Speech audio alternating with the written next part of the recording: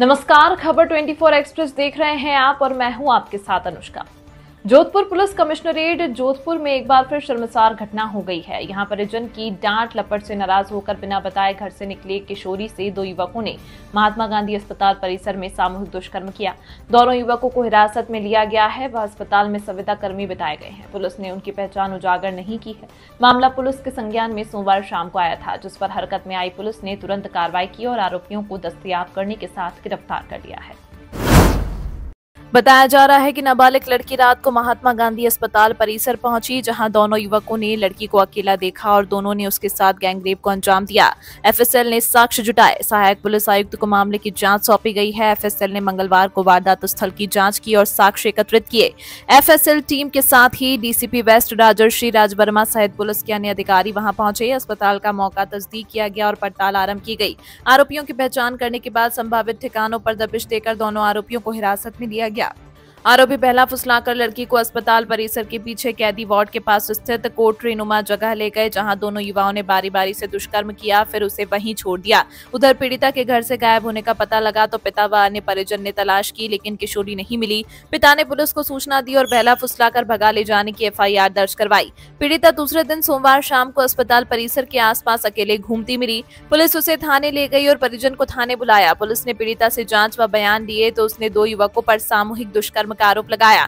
Police ने पहला फुसलाकर ले जाने की एफआईआर में सामूहिक दुष्कर्म और पॉक्सो की धाराएं जोड़ी। पुलिस ने पीड़िता का बयान दर्ज किया और मेडिकल करवाया है। ये सर कल शाम को एसएचओ सूरसागर ने सूचित किया था कि कोई एक एमपीआर दर्ज हुई, वो गुमशुदगी की एफआईआर दर्ज थी। उसमें फिर वो बच्ची यहाँ आ गई थी एमजीएच हॉस्पिटल में।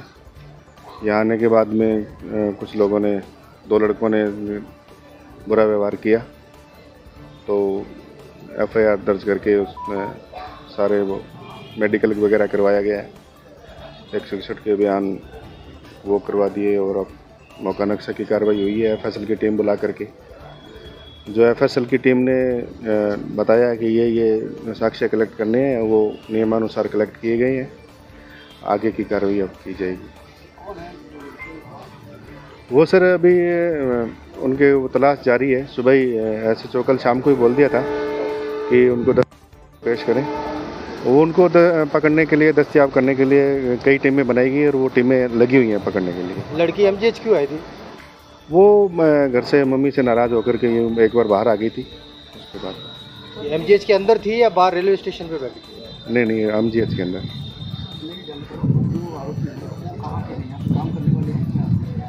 वो पता करेंगे ना, अभी तो इन्वेस्टिगेशन का विषय है। अभी तो कौन थे, वो टीमें भेजी हैं, पकड़ेंगे जो भी हैं, कितने हैं, क्या है, जानकारी जुटाई जाएगी अभी।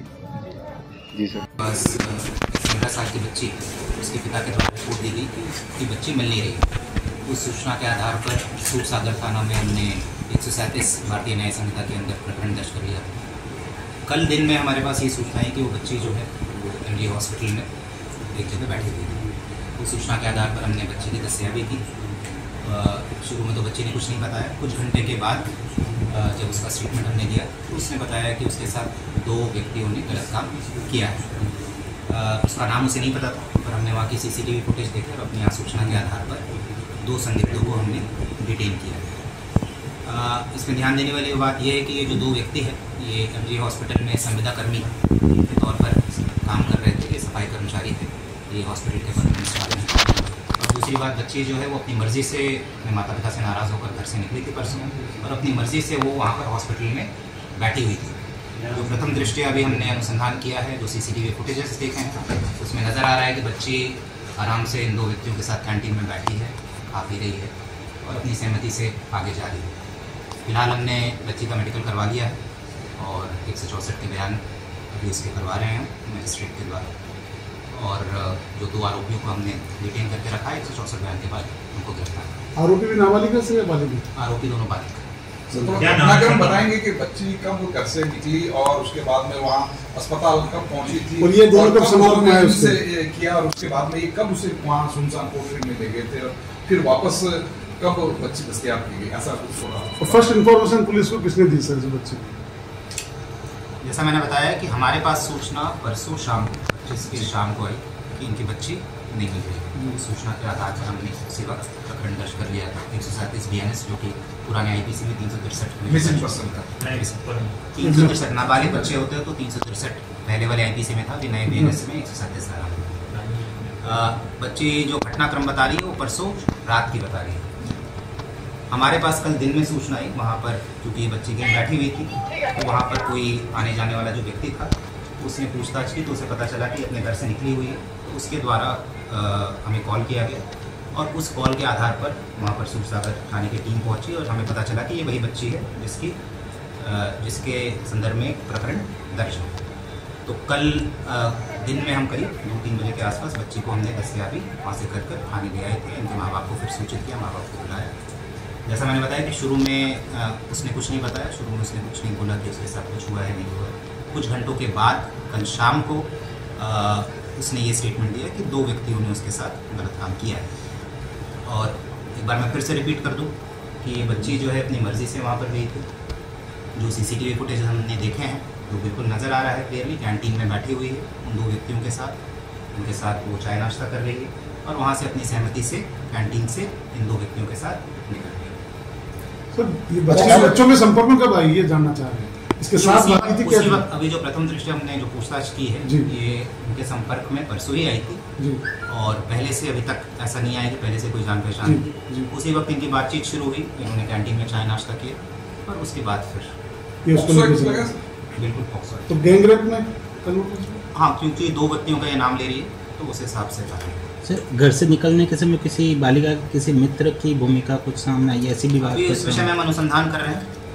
बाकी इस पूरे घटनाक्रम में CCTV फुटेजेस में तो कहीं नहीं आ रही, बट उसका कोई और मित्र था जिससे वो मिलने गई होगी नहीं गई होगी उस विषय में। बच्चे के पास कोई फोन वगैरह था क्या सर? अभी तक तो नहीं है। सर, 2 आरोपी सर, जो घर से निकली थी बच्ची उसके बाद जो शहर से गई, शहर की रोड है, सब जगह CCTV है पुलिस की, क्या उन्हें डिटेन किया गया? कितने लोगों से बीच में संपर्क में आई? वही मैं कह रहा हूँ कि अभी इस विषय में अनुसंधान चल रहा है। अभी तो प्रथम दृष्टया जो हमने हॉस्पिटल के CCTV फुटेजेस देखे, ठीक है, उसमें ये कैंटीन में इन 2 लड़कों के साथ नजर आ रही है। बाकी वो घर से निकली क्या रूट था, उन सब रूट पर CCTV फुटेज चेक किए जाएंगे। अगर किसी और की कोई भूमिका पाई जाती है तो विधि सम्मत कार्रवाई सुनिश्चित की जाएगी। सर, अरेस्ट हो गए ना, डिटेन हो गए। अभी एक बार 164 का बयान के बाद फिर आप नाम बता देते हैं? नहीं, नाम नहीं बता सकते क्योंकि शिनाख्ती करो। का फोटो वीडियो डलवा लीजिएगा। बिल्कुल जब लेकिन सर, बच्ची का ये बात सामने आई थी कि जब MGH के अंदर आपको पता चला कि काफ़ी देर तक 25 तारीख की रात शाम को घर से निकली, उसके बाद 26 की 25 तारीख को काफ़ी देर तक पीछे MGH के पीछे रही थी, उस सड़क पर घूमती रही थी। वहाँ किसी की नज़र नहीं पड़ी, काफ़ी अलर्ट पे थी पुलिस। तो पूरा शहर पुलिस तो उस दिन VIP मूवमेंट था दिन भर से। ये परसों शाम को निकली है जी, ठीक है, और परसों रात की घटना है। और ये हॉस्पिटल के अंदर वहाँ पर क्यों बैठी थी, वहाँ पर क्या उद्देश्य था, क्योंकि वहाँ किसी को जानती नहीं थी, ठीक है। तो ये सब चीज़ें अभी बच्ची का मेडिकल हुआ है तो अभी बहुत ज़्यादा हम पूछताछ नहीं कर पाए कि भाई वहाँ क्यों गई थी, वहाँ क्या उद्देश्य था हॉस्पिटल में बैठने का। तो इस विषय में अगर अनुसंधान करें। रेप की पुष्टि होगी सर? हाँ, बच्ची नाबालिग है। अभी मेडिकल का भी एक बार डिटेल रिपोर्ट आ जाएगा तो उसमें पुष्टि होगी। फिलहाल तो बच्ची का बयान दे है। यह खबर आपको कैसी लगी, हमें कमेंट करके अपनी राय जरूर दें। साथ ही इसी तरह की खबरों को देखने के लिए हमारे चैनल खबर 24 एक्सप्रेस को अभी सब्सक्राइब करें। धन्यवाद।